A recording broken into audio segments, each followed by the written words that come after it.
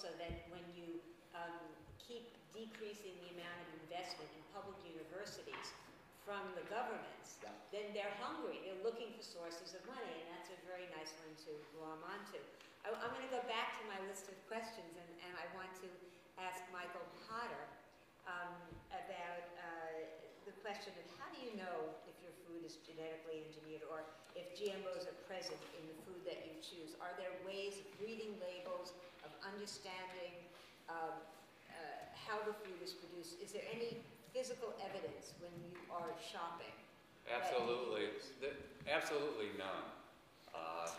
What you can do is learn what genetic traits have been imparted to different species and be aware of that and know that there's risk in those foods like soy and corn, canola, etc., or in your dairy foods.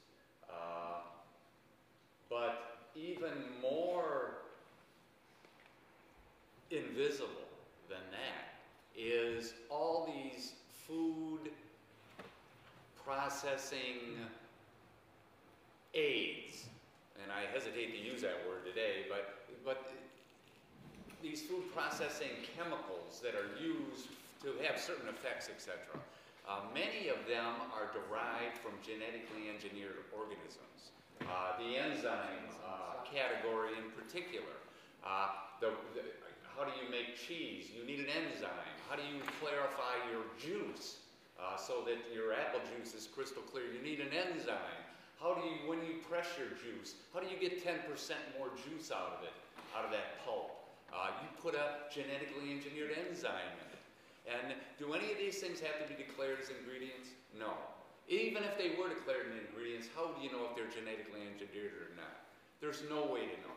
Ladies and gentlemen, when I grew up, if a substance was put into the food or into the food packaging like BHT and BHA, etc., in the lining of your cornflake cereal boxes, in the bag that the flakes are in, well, that would have to be on the ingredient statement on every package.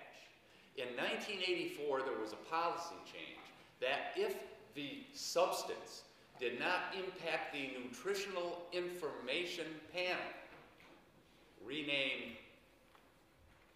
NLEA, something to do with education, was a ruse. If it does not impact the nutritional information panel, it does not have to be declared in the ingredient statement. And I don't care if you're shopping in a natural food store, a grocery store, or whatever, no food manufacturer has to declare ingredients that don't impact the nutritional information panel anymore, and nobody knows that. If they're food additives, they have to be. Well, there's some caveats and whatever, but And you talk about food contact substances. The game changed, and I searched the congressional record. I searched EPA, USDA, FDA. I searched all their documentation. There is no record of this policy change. So who enacted it? It was just a change at the USDA? I was told by a tall, very militaristic FDA official in the halls of a federal building in Detroit, Michigan, that it was happening. I didn't realize what I had been told by this gentleman for many years after that, and it finally. So what exactly did he say? He told me pretty much what I just told this audience. And this was under That if it doesn't impact the NLEA, the nutritional information panel, it doesn't have to be declared as an ingredient. So what was the mechanism behind that? Now they have developed exceptions to that, Michael, to hide that fact and to shield it and to smoke and mirror it. But that policy change did happen in 1984.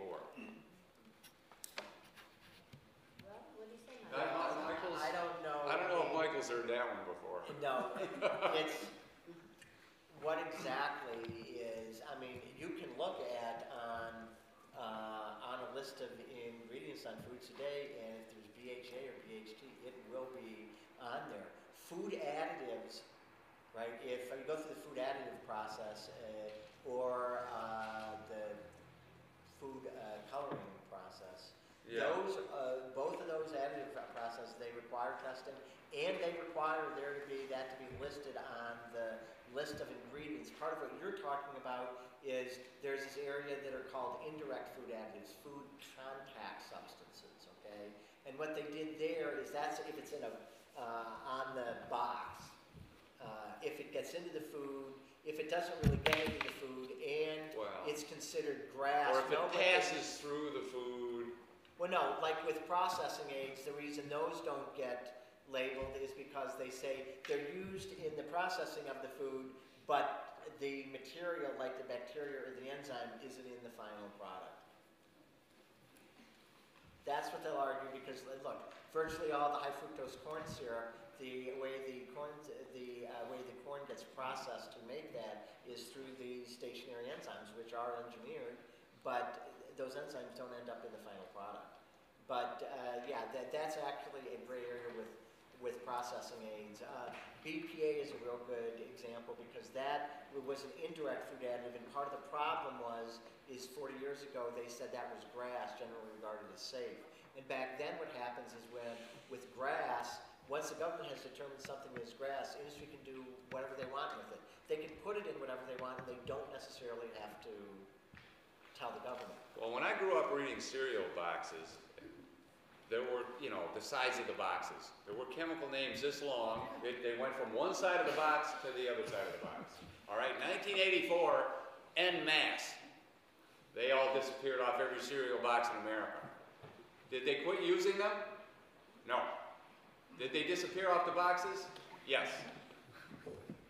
Yeah, and it sounds to me like you've also had a very frustrating experience of trying to get packaging for your food. If you're making good quality food and you have to package it in some way, that you've had to go through this process of discovery about what is on the market and what's available, and I bet that yields some interesting results. I know that our organizer, this Greg Todd, has a few more questions that really we should put out to you before the audience gets in on this, and I'm sorry it's taken so long. It's been such a rich discussion. I'm sure everyone is. Well, if you have